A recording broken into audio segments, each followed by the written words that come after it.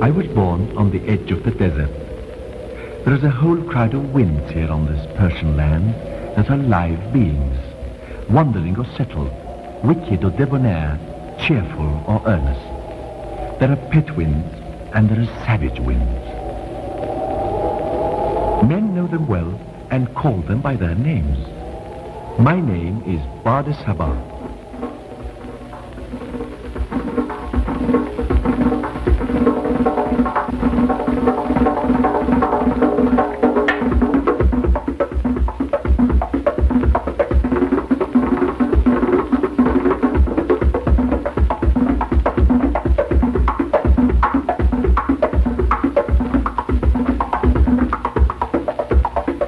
I was first an oasis wind.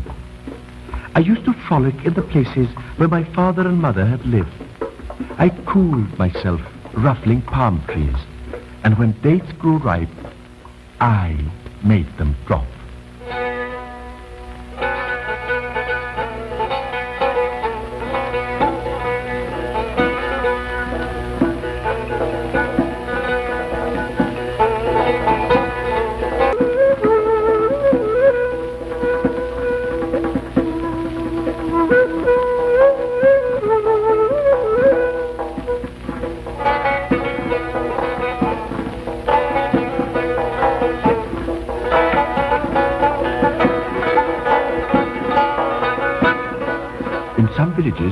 Man's ingenuity had devised wind catchers called badgir.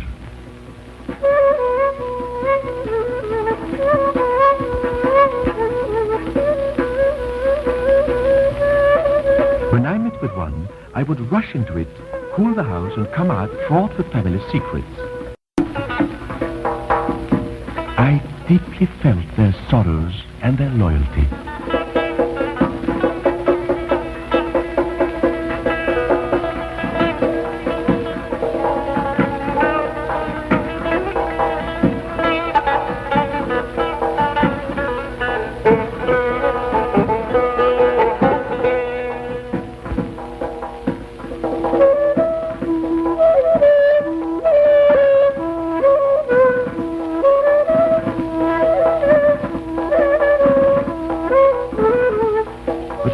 Was cast upon my life by my brother, Bardari.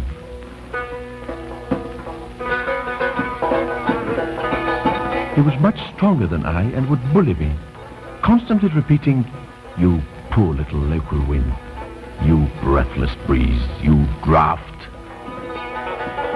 I was well aware that I had no taste for fighting, and I was ashamed of it. Had Bardari not existed, I would have been happy, but it was not the case. One day, winds passed by, driving clouds. They told me about their travels and adventures and offered to let me join them. I felt like finding out what was beyond the mountains. I was ready to go to the ends of the earth to live down the image that Bardari had imposed on me.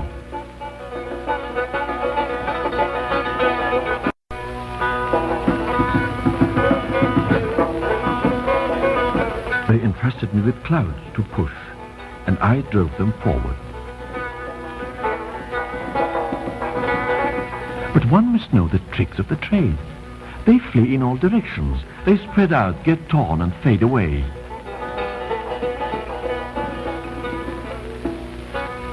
Finally, I made such a bungle of it that my clouds got stuck against the mountain and poured their water on useless ground of the desert.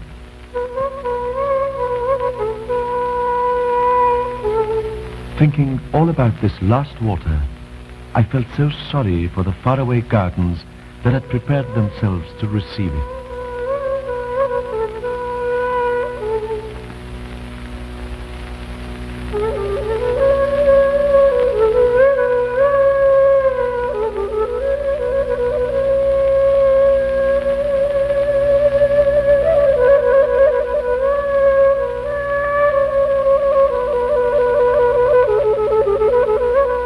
The other winds went their way. Of course, I wondered if I really was a hopeless fool, as Bardari would always say.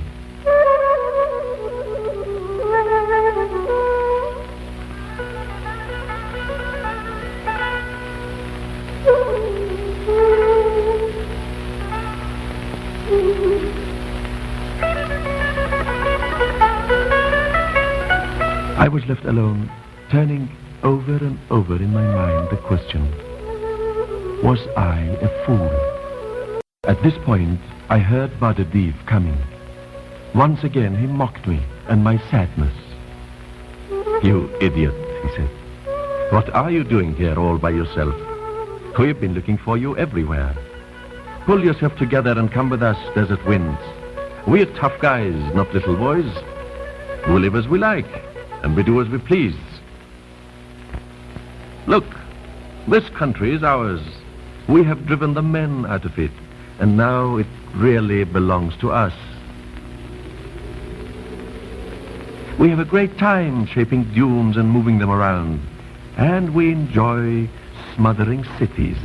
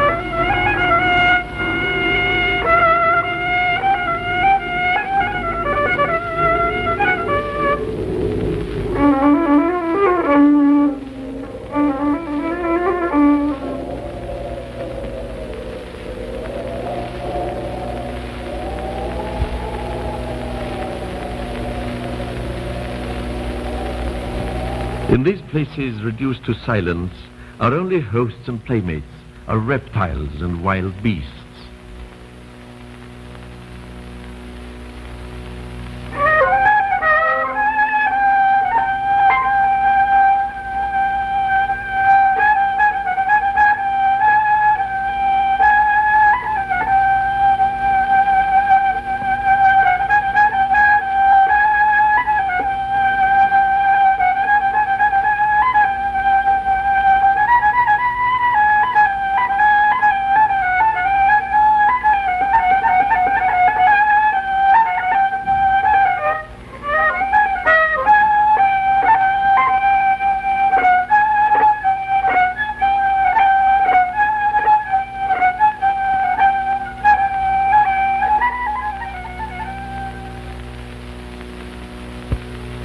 See this tower? An old wind told me it was the Tower of Babel. Men had built it as a stepladder for the gods. Thus they hoped to prompt them to come down on the earth. They do have strange ideas. Well, we, the desert winds, have been stronger than their ideas, and that without effort. They had their petty differences and they quarreled until they lost their common tongue. We blew confusion into their minds. First the architects started flinging drafts at one another's head. Then the masons pitched into one another, and the rest followed the lead. In the end, everyone went his own way, their thoughts bent on revenge. Nomads came and settled here. We'd rather like them. Like us, they believed that the earth belongs to no one. They had never accepted the existence of towns. Like us, they are wanderers, and we accompany them.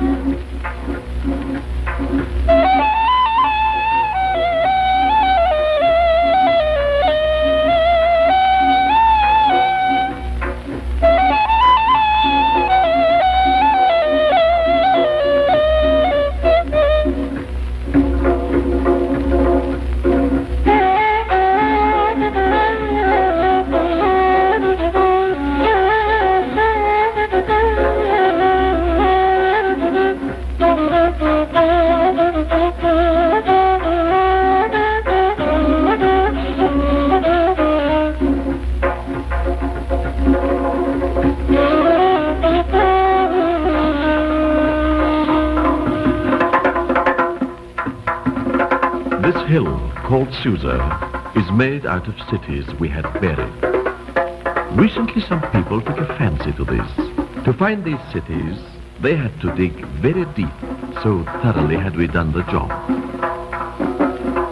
The first city stood here thousands and thousands of years ago. Here, generation after generation, people have toiled and rejoiced. We have buried everything, and the nomads have come, roaming about the remains. But the city rose again, broke in, and we buried everything. Thus, spread over uneven periods of time, 15 cities have grown and died here. Each had her great scholars, her great politicians, her great warriors, her great artists. Each claimed to be not only the most beautiful city on earth, but also the mightiest and the wisest. 15 times we have overlaid them with dust and sand, and each time the nomads would come back.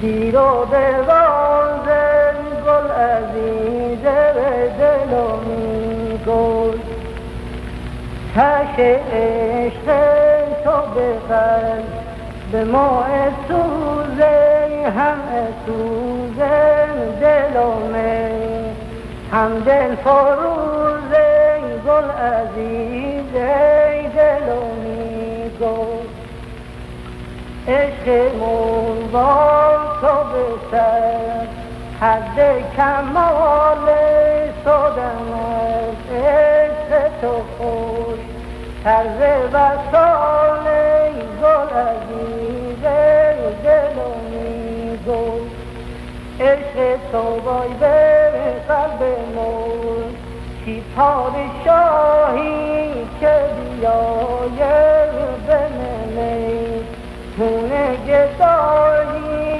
گل عزیز دل و میگل تا تو رحمی بکنی مردی حلال کن تو پشیمون ابونی که ما بخواه کن گل عزیز دل و میگل خون و گل برستی گرام خون گل بازان لو گل بخنده دید موجان سپازان گل عزیز دل و میگل یه گل سرخ خوبی ای خام بچینون ای خدا نه گل نبینم گل و میگم گل و میگم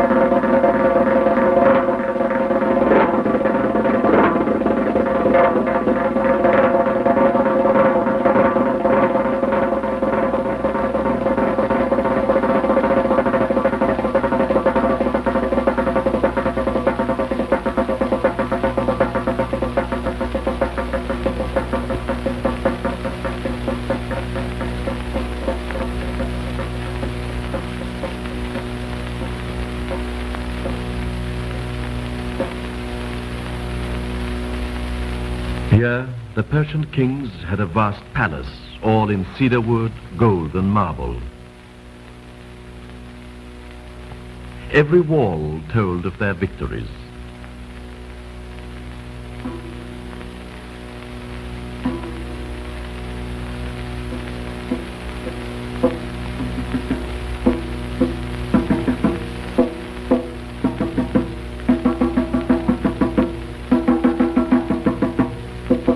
A large city lay around the palace.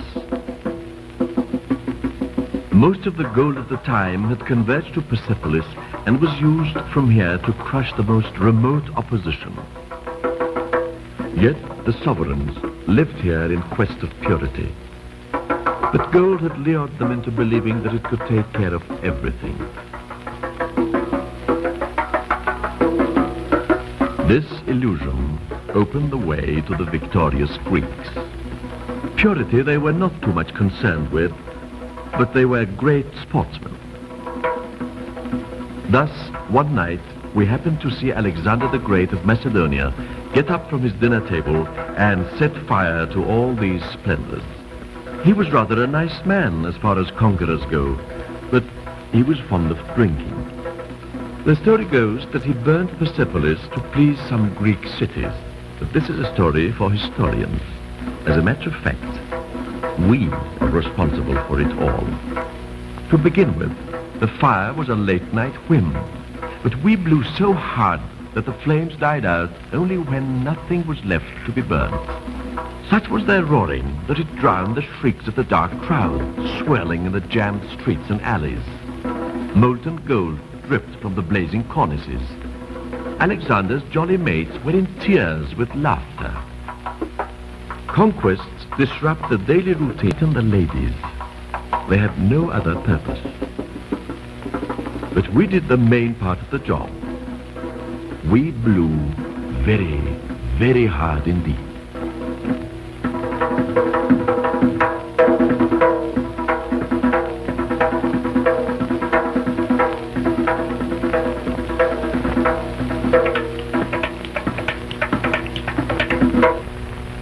This is what Bardadiv told me.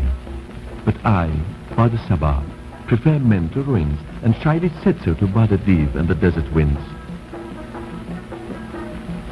They called me a simpleton and went their way.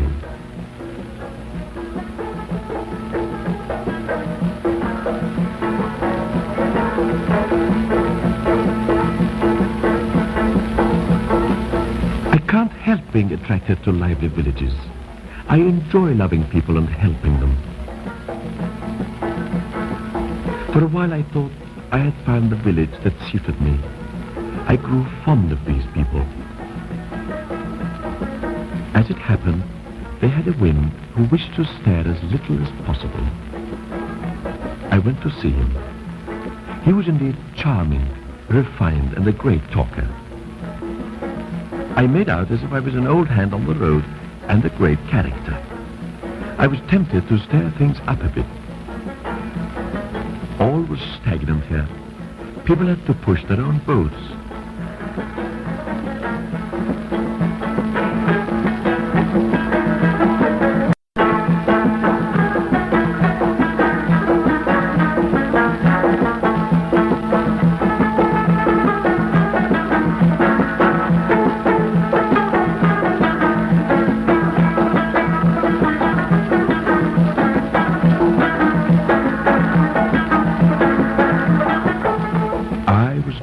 Change this state of affairs.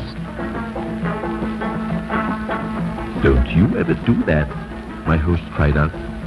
Nobody would be grateful for it. People have their habits here, and to alter these is a tricky job. Above all, you must not blow, or at least not more than what is strictly necessary. The buffaloes would choke on their food, and you might raise insoluble problems.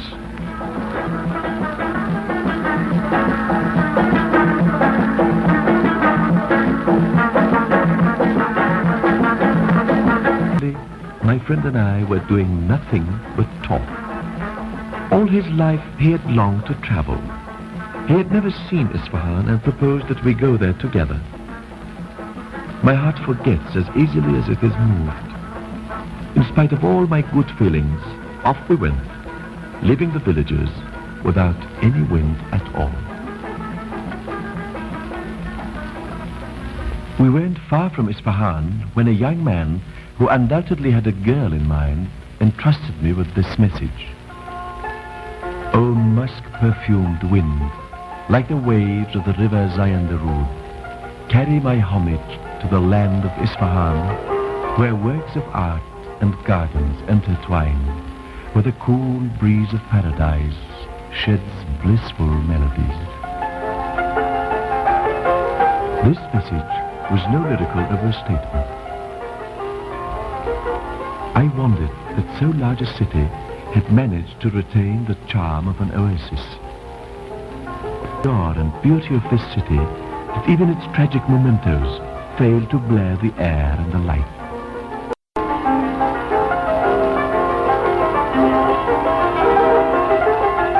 Here, the dismal Mongolians and the Afghans were unable to overcome with their bloodsheds the delights of the gardens. The air is supremely light in the city of Shah Abbas. It sings, and when it stops singing, one doesn't realize it, because colors take over. They sing too. Isfahan offers unto God a most spiritual sensuality. People here have been invaded so many times, yet they have never allowed themselves to be diverted from what appeals to them most: wit, poetry, and the joy of living. The invaders have been obliged to follow suit. This has continued for nearly 4,000 years. Overwhelmed by a mystical enthusiasm, Mashhad, the beloved capital of Nadir Shah, vanquisher of the great Mughal.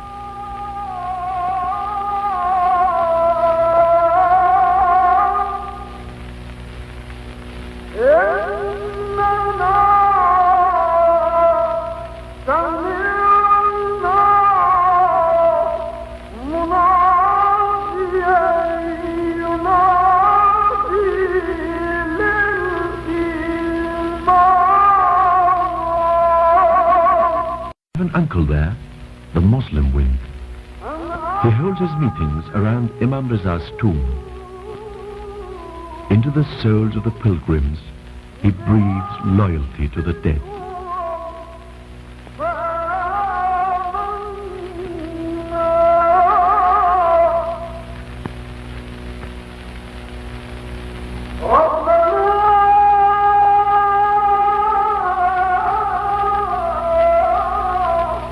We then pursued our pilgrimage towards the domes of Qom.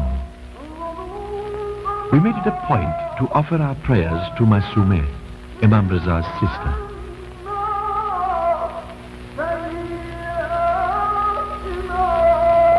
I finally lost my friend among the pilgrims. But on the other hand, as I soared up, trying to catch sight of him, I met another wind, whirling and nearing like an infidel. It was Bardesor, the heathen wind. You slavishly admire these monuments, he said. But winds too, my poor friend, can build. And he took palaces and cities of his own making. Cities for winds, exclusively. Man was wonderfully absent from this country.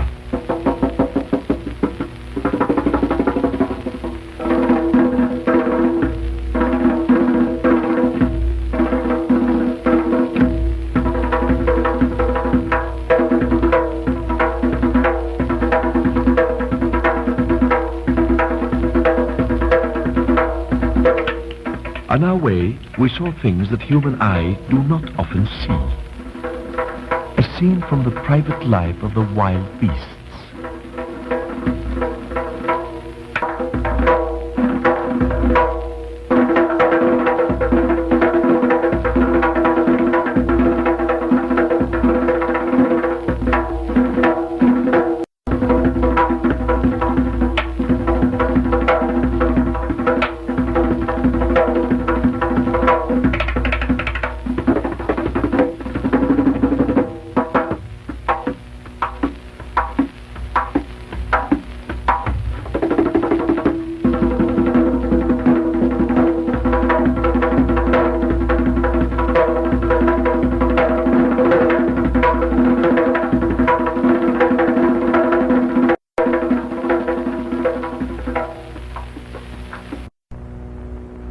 Finally, Bardesor showed me his favorite retreat, his abode. A mineral island surrounded by a seething sea. Here, not a tuft of grass, not a living creature stands a chance to survive. Here, Bashad is the master. He has entrusted the custody of the place to the terrifying Samur, the wind of sudden death, who would not only kill any creature on the spot, but also make it rot immediately. Yes, that luminous wasteland was redolent of death. Bashad explained that all these colors were the doings of fire. Indeed, the presence of fire has always been strongly felt all over this land.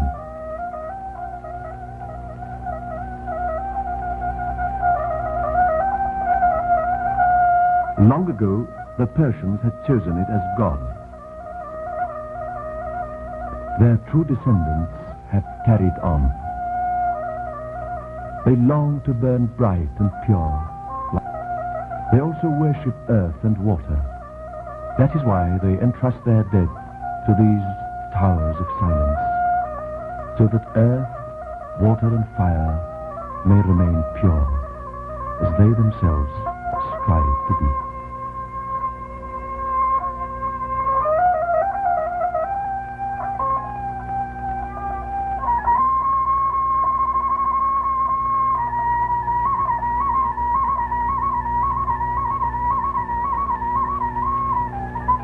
I felt a strong urge to pass from the austere kingdom of fire to that of water. I left Bashad.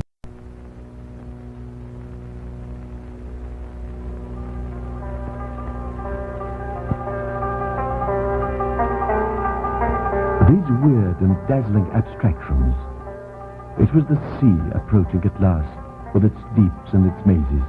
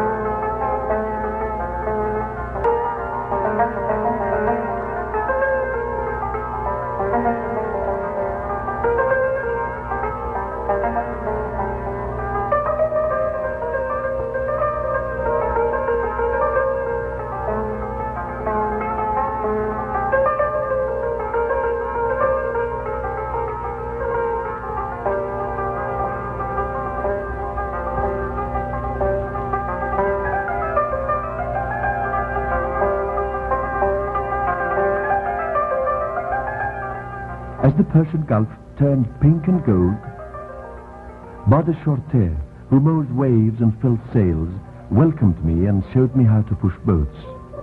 You see, he said, it's easy. You blow freely. The boats know what you do. But you mustn't be afraid of blowing if you want them to make headway.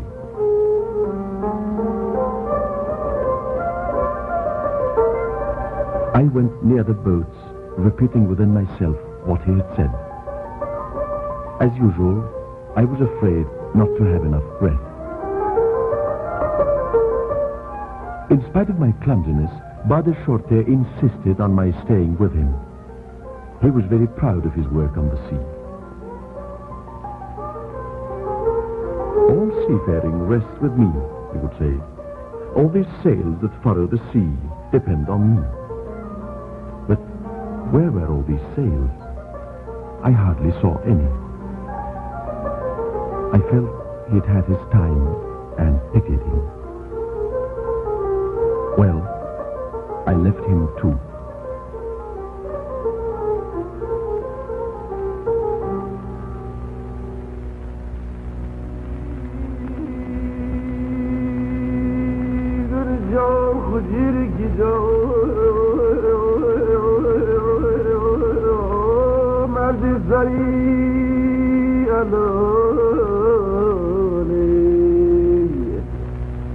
سر بشوردی مرجان ده کرده باده جان اخ جان دلبری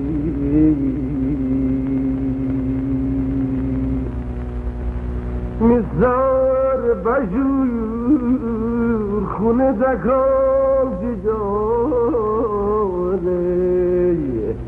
مخون بخار مخون تر حلالی اخ جان دلبری.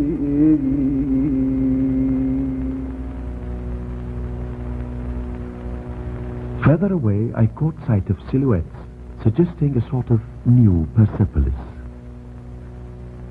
These heavy, sailless vessels withheld, no doubt, a secret. Their power and the role they played, I could not make out. Bade Sarsar, the swift and bracing wind of the valleys, cleared up matters for me. These pipes, he said, bring fire to ships and then to the rest of the world. I'll show you where they come from. It's beyond all belief.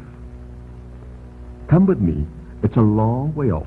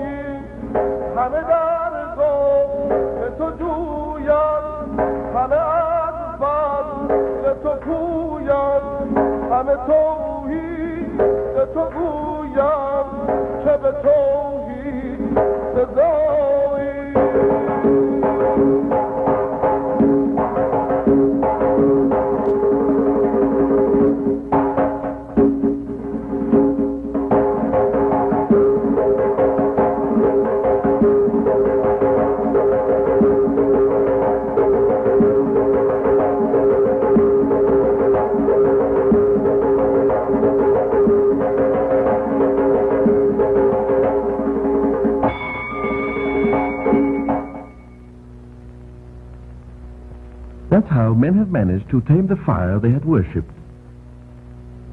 But when you make use of gods, there are always drawbacks. Bodhisattva's comment left me uneasy. It seemed like a frightening riddle, the answer to which meant life or death for the earth.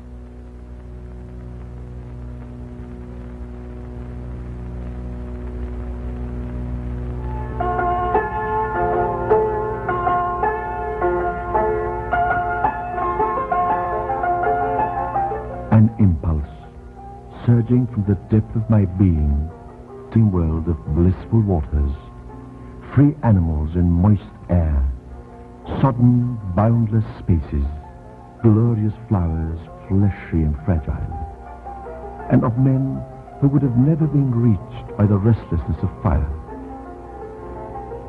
This dream took me to the north.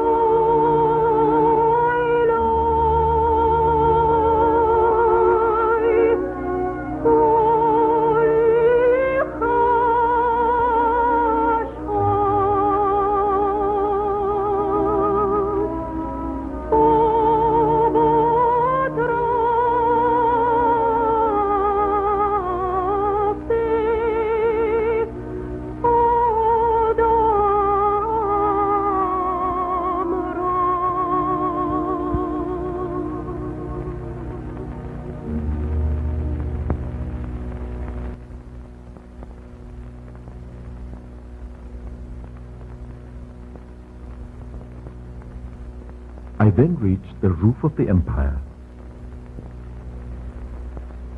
It's an 18,000 feet high jewel. To the mountain winds, this is a roost, a drawing room, a funfair, a spring festival, a resting place, a summer resort. Here they rejoice before taking their flight to Tehran.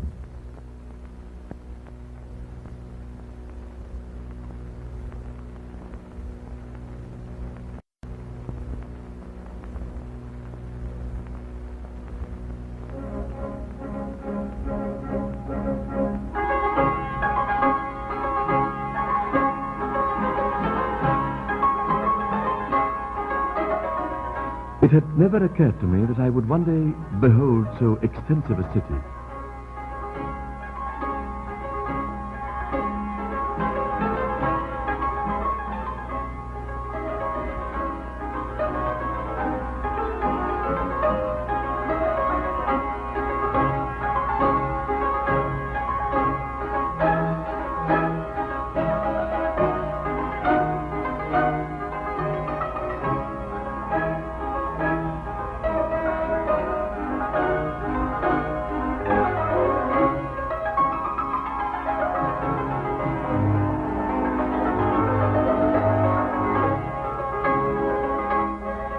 I had often noticed that gliding over inhabited places, we winds realize the importance of what has been and is being undertaken there.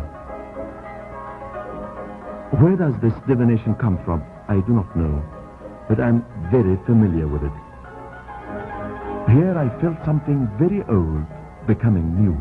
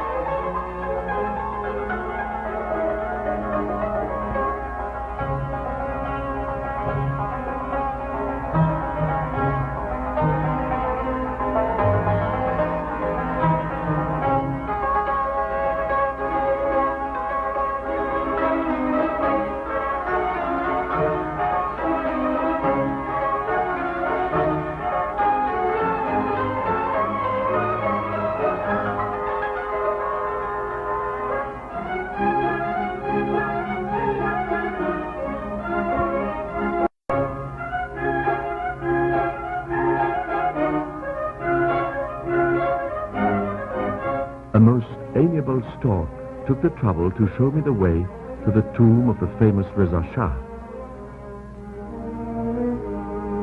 He was a horseman 10 feet tall. His wrath was mighty. He had the mettle of a Darius the Great and the Shah Abbas.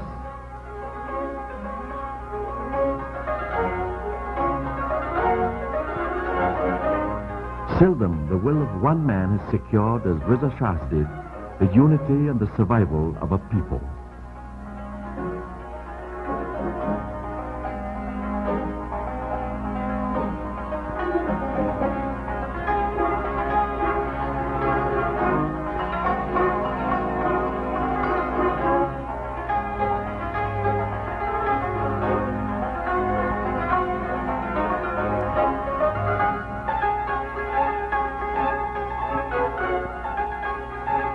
From there I caught sight of one of the emperor's palaces and slipped in through a window.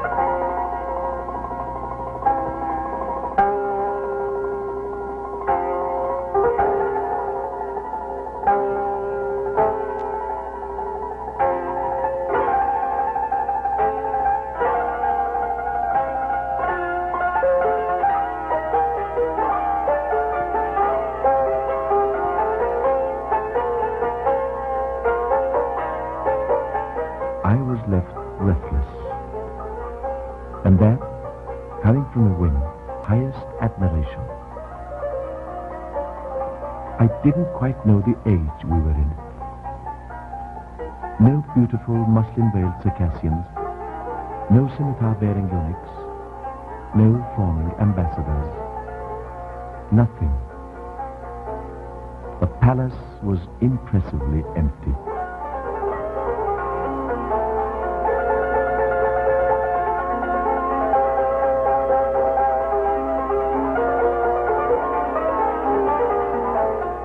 But the masters of the place, one could tell from their gentle and meditative faces.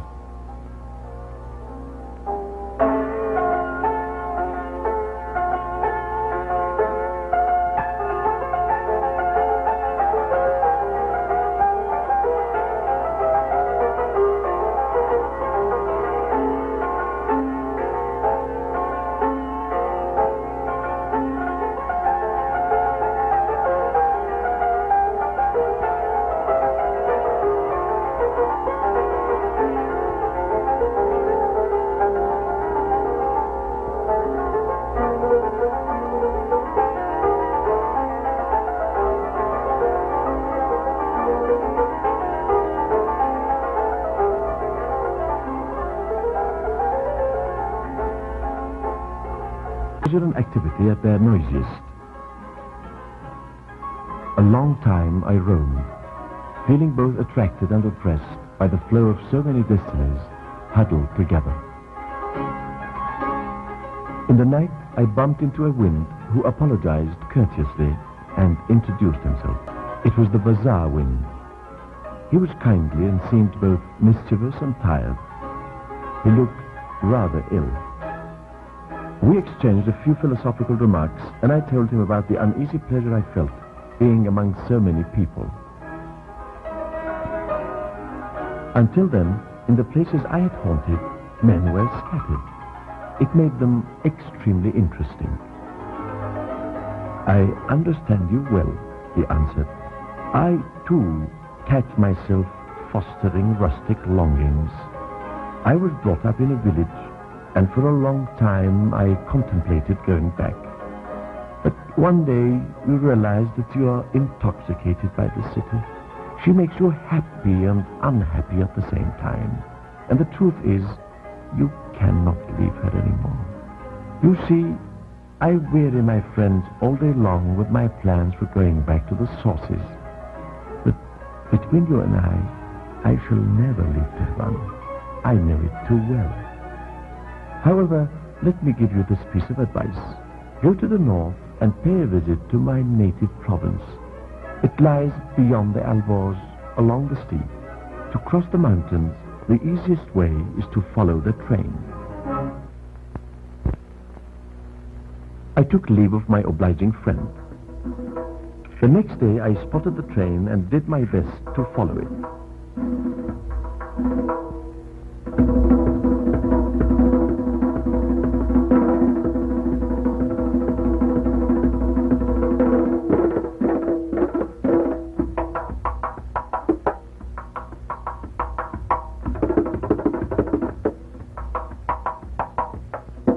At times the train would disappear into the mountain, and it wasn't always easy to find it again.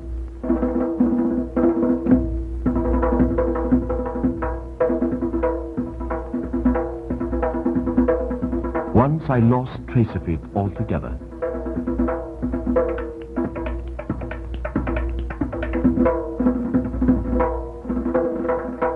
I couldn't bring myself to enter these caverns. I wasn't too sure of what might happen to me in there. Finally, I made up my mind and went in. I found it quite a treat. The travelers applauded my nerve. How cool these black holes were. I understood why they had been dug. Undoubtedly, in order to cool the travelers.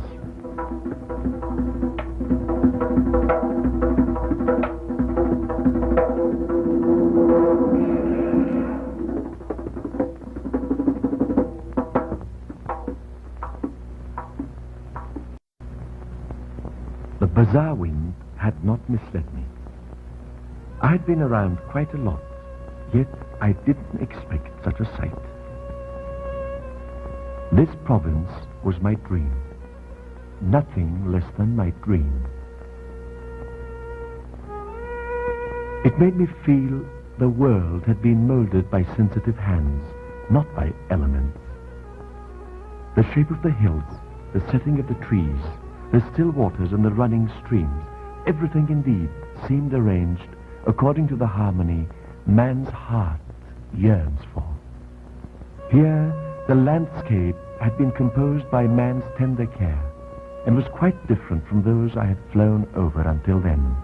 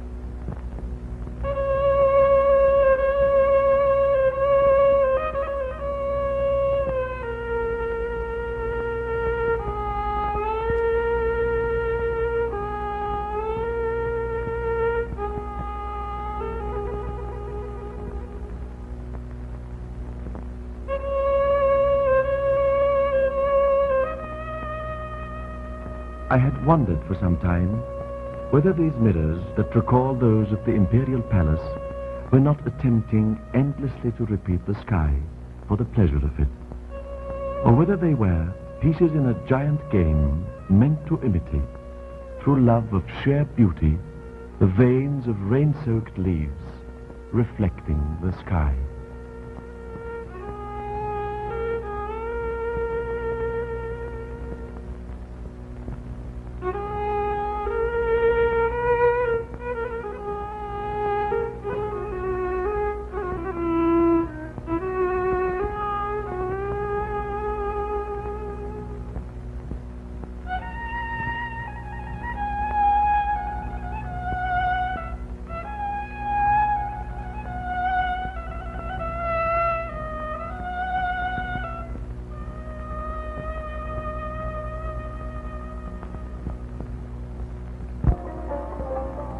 At last I reached this gentle sea, for the love of which the earth sheds its blood.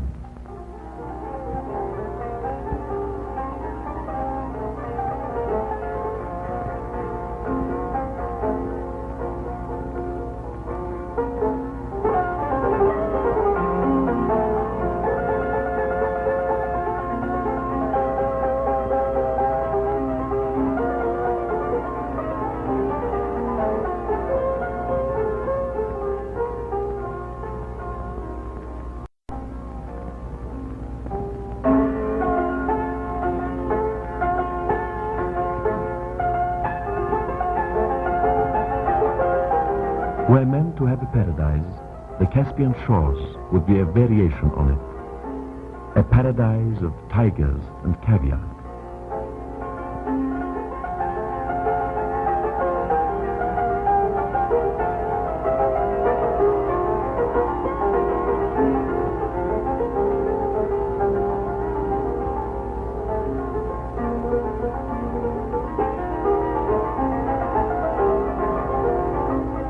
A few steps away in Ramsar, throughout summer, the fashionable Iranians have a good time.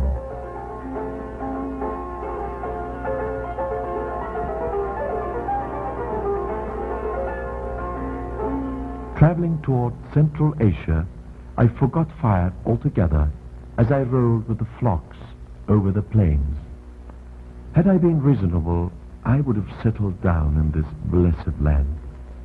I would have been forever free from the memory of Bardadiv, my brother, and his insulting ways. But you know what curiosity is? It has its own reason to divert us from what appears to be reasonable. Yet, as it happens, it was just after such a detour that I was to find my private paradise.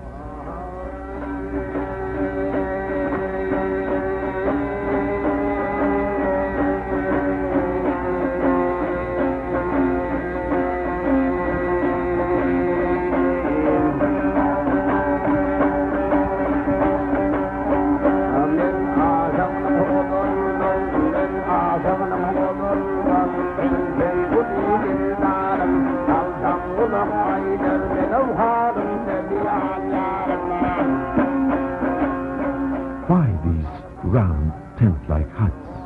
I asked myself. I remembered having heard about Turkmenans. Not very long ago, they practically lived on horseback, making incursions up to the very heart of the empire, vanishing wherever they chose to in their ravins and their steppes.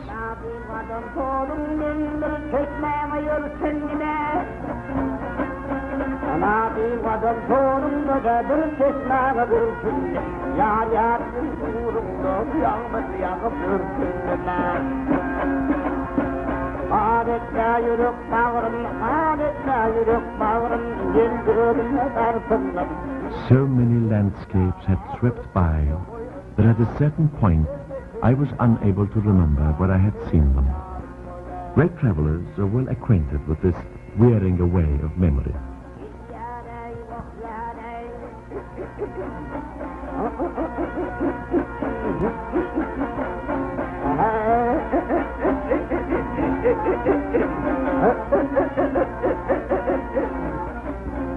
But one day, I saw something rather strange that I was not very likely to forget.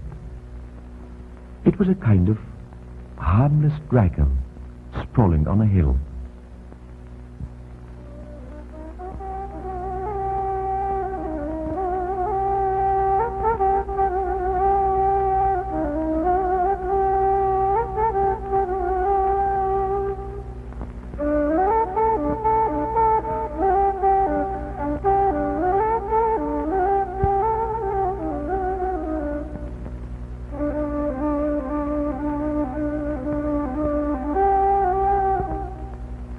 An old coughing wind lived on the hill.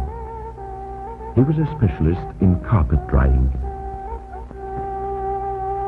He complained of being pressed, overworked, exhausted by the ceaseless flow of wet carpets. In fact, he was just lazy, but I didn't quite realize it at first, and he took advantage of my timidity to recruit me.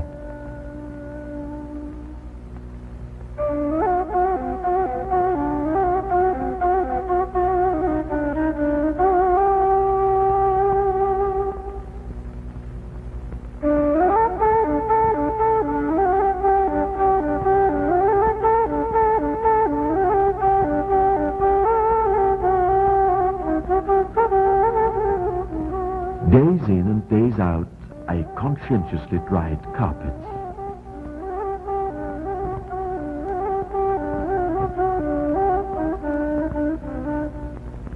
Once, as I was performing my duty, repeatedly and without my having done anything for it, carpets fluttered in a queer way. Then, like ghosts.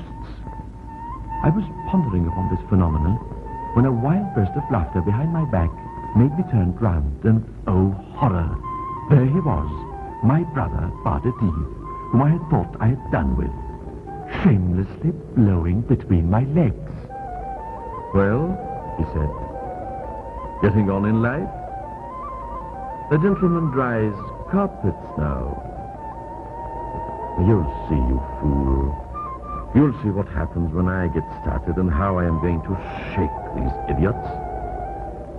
In a second, the whole carpet hill was turned upside down. Panicked, not knowing what to do, I kept running after him, beseeching him to hold himself. But his wild temper was set loose. He was going to devastate the whole province.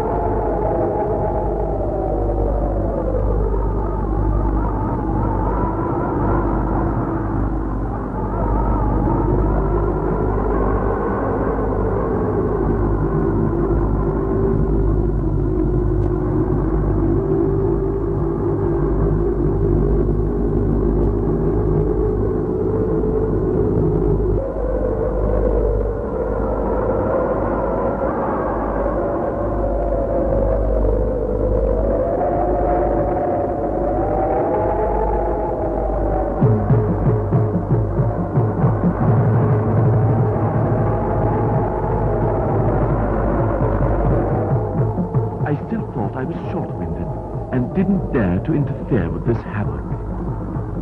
I was not aware that after all this traveling, my lungs had grown quite strong. But when I saw that Bardati, after a mighty whale, was gathering darkness and pushing it towards an unfortunate village, I could think of nothing better than to fly into a passion. I went to encounter him, and I who thought I was but a poor devil, inflated my lungs to the point of bursting, and blew with all my might in the opposite direction. Well, in spite of what I had expected, he deflated. The villagers clearly understood my intervention, and I was overwhelmed with their delightful thanks. The time for attachment had come for me. It always comes, sometimes when least expected.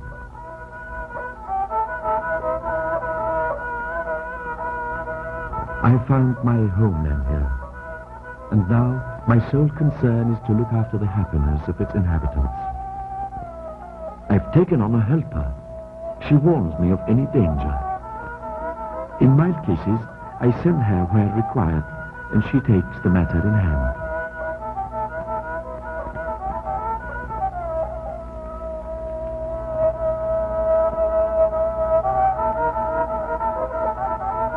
One day, She came in all haste to tell me that a bride was in danger. According to the custom, the bridegroom had carried off his sweetheart, but he was most likely going to be overtaken by her brothers and thus lose her forever.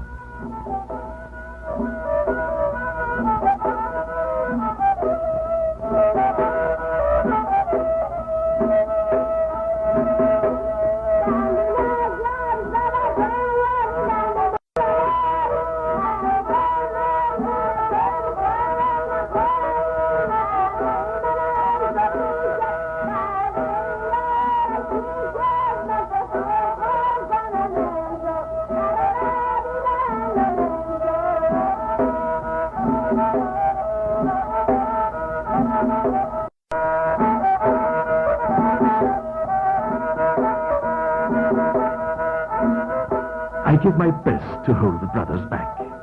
As a matter of fact, I kept them on the run until they were out of the race.